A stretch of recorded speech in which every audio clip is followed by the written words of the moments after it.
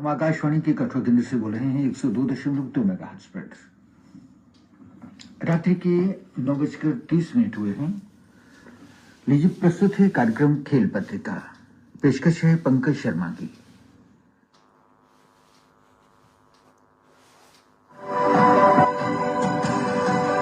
नमस्कार श्रोताओ, स्वागत है आपका खेल पत्रिका के आज के अंक में। खेल पत्रिका के आज के अंक में हम आपको सुनाएंगे देवभूमि हिमाचल प्रदेश से एकमात्र मोटर ग्लाइडर श्री राहुल जी से फोन लाइन पर हुई मेरी बातचीत के मुख्य अंश। इसके साथ साथ हम आपको सुनाएंगे जिला कठुआ से युवा वॉलीबॉल खिलाड़ी ऋतिक शर्मा के साथ हुई मेरी बातचीत के मुख्य अंश। साथ ही साथ हम आपको जानकारी देंगे खेल जगत से जुड़ी विभिन्न खबरों की। तो आइए शुरुआत करते हैं खेल पत्रिका के आज के इस अंक की हिमाचल प्रदेश से एकमात्र मोटर ग्लाइडर श्री राहुल जी के साथ फोन लाइन पर हुई मेरी बातचीत के मुख्य अंशों के साथ। खेल पत्रिका की आज के अंक में हमारे साथ मौजूद हैं देवभूमि हिमाचल प्रदेश से मोटर ग्लाइडर श्री राहुल जी। राहुल जी, स्वागत है आपका आकाशवाणी कठुआ की खेल पत्रिका। Thank you. सबसे पहले हमारे श्रोताओं को अपने विषय में बताइए।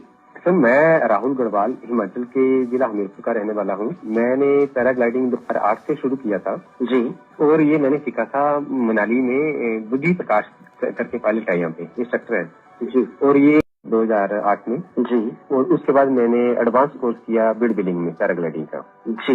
उसके बाद कंटिन्यू हम फ्लाइंग कर रहे हैं। उसके बाद मैं ज्वाला जी में, यहाँ पे हमारा बड़ा प्रसिद्ध मंदिर है, माता का मंदिर है जी, जी, तो मैं वहाँ पे 2011 से रेगुलर फ्लाइंग कर रहा हूँ। अब हमने वहाँ पे टैंडम फ्लाइंग शुरू कर दिया है जी। हमारे यहाँ पे डिप्टी दिशा निर्देश में हमने वहाँ पे पैराग्लाइडिंग शुरू किया है और अभी हिमाचल में मैं पैरामोटरिंग कर रहा हूँ जी। राहुल जी, आपने बताया कि आप एक मोटर ग्लाइडर हैं, तो हमारे श्रोताओं को बताइए कि एक मोटर ग्लाइडिंग कैसा इवेंट है, एक कैसा स्पोर्ट है और इसे किस तरह से किया जाता है। सर, इसमें क्या रहता है कि जब हम पैराग्लाइडिंग करते हैं जी, तो इसके लिए हमें पहाड़ी से टेक ऑफ करना पड़ता है। पर जो लोग मैदानी इलाकों में रहते हैं वहाँ पे नियर बाई पहाड़ी कहीं पे भी नहीं होती, तो अब हवा में उड़ना हर किसी का सपना रहता है जी।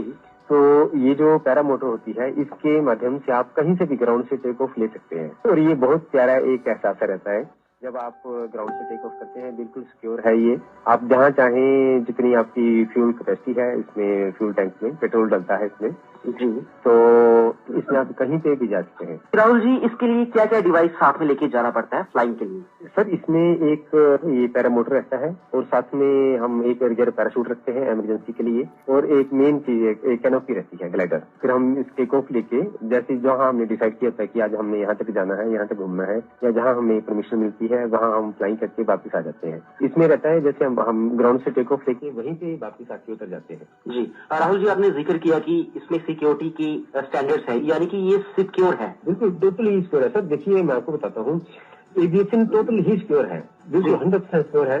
इसमें मिस हैपनिंग होती है, बड़े रेयर चांसेस होते हैं कि ड्यू टू मशीन की वजह से कोई मिस हैपनिंग हो, बाकी 99% ह्यूमन एरर रहता है। अब देखिए, हम जैसे बाइक चलाते हैं, गाड़ी चलाते हैं, तो इसमें अगर कोई दुर्घटना होती है तो जरूरी नहीं हमारी गलती से हो रही है, सामने वाला आकर कई बार एक्सीडेंट कर देता है। पर जब आप फ्लाइंग करते हैं, आप हवा में होते हैं, तो वहाँ पे आपका कोई कंपटीटर नहीं है, तो वहाँ पे बस आप सिक्योर होके फ्लाइंग कीजिए।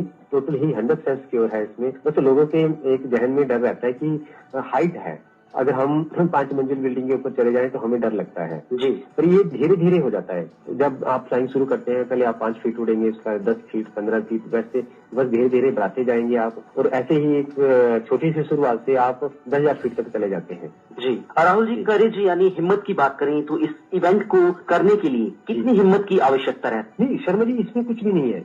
अब कोई भी है, जब हम साइकिलिंग शुरू करते हैं स्टार्टिंग में जी, तो हमें बैलेंसिंग करना बड़ा मुश्किल हो जाता है। उसके बाद देखिए, जैसे हमने गाड़ी चलाना शुरू किया तो भीड़ भाड़ वाले इलाके से हमें डर लगता है कि नहीं, अरे यहाँ से हमारी गाड़ी कोई निकाल दे, हम वहाँ पे डरते हैं।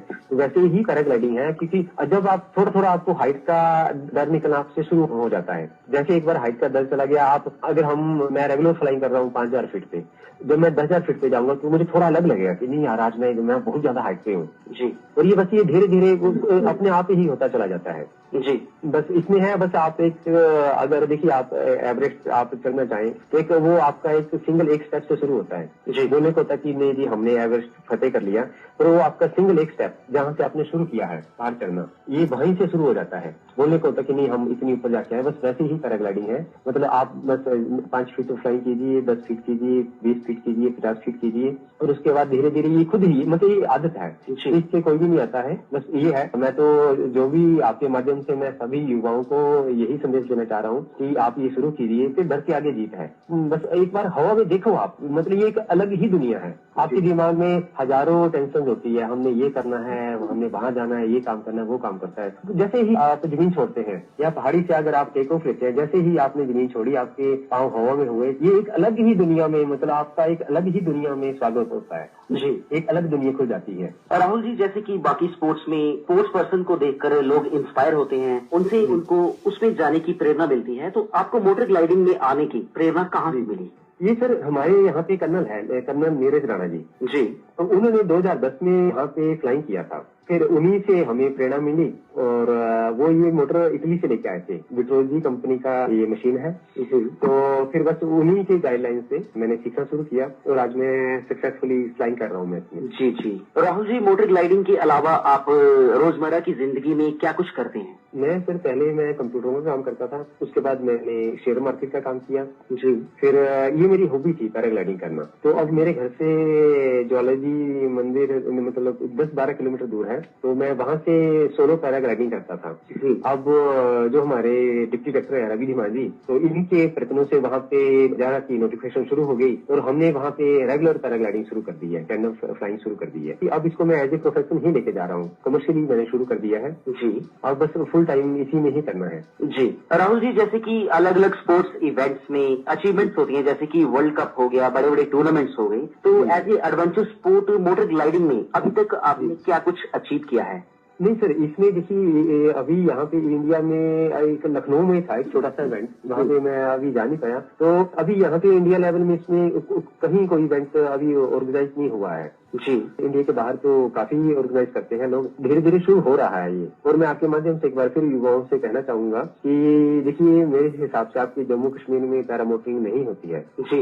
हिमाचल में मैं अभी अकेला हूँ जो यहाँ पे पैरामोटरिंग कर रहा हूँ, तो ये बहुत ज्यादा स्कोप है, क्योंकि अगर कोई पैरामोटरिंग सीख के पैरामोटरिंग करना चाहे तो बड़ी मुश्किल से ये टोटल सेटअप 8 से 10 लाख का पड़ता है जी। और अगर आप 1 घंटा इसमें फ्लाइंग करते हैं तो इसकी फ्यूल कंजप्शन 4 से 5 लीटर रहती है पेट्रोल की जी।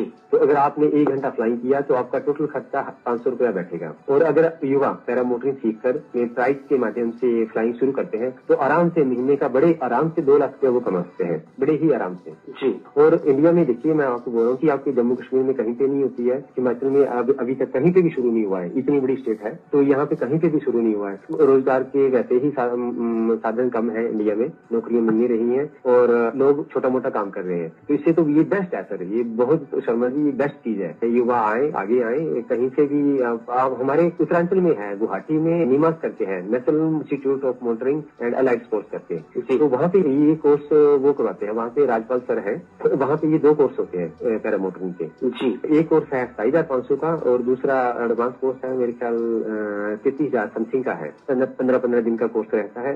तो सर मैं एक बार फिर कहना चाहूंगा कि युवा आगे आए और इसको एक रोजगार के माध्यम के रूप में इसको अपनाएं। ये टोटली ही 100% सिक्योर है। बस हमारे दिमाग में ये रहता है कि हम हाइट में हैं, कुछ भी नहीं है सर, समझ जी कुछ भी नहीं है जी। तो बहुत ईजी है, ये बहुत ईजी है जी। आप थे देवभूमि हिमाचल प्रदेश से एकमात्र मोटर ग्लाइडर राहुल जी, जिन्होंने मेरे यानी आरजे पंकज शर्मा के साथ आकाशवाणी कठुआ की खेल पत्रिका में बातचीत की। आपका बहुत बहुत शुक्रिया sir. Thank you Sharma ji.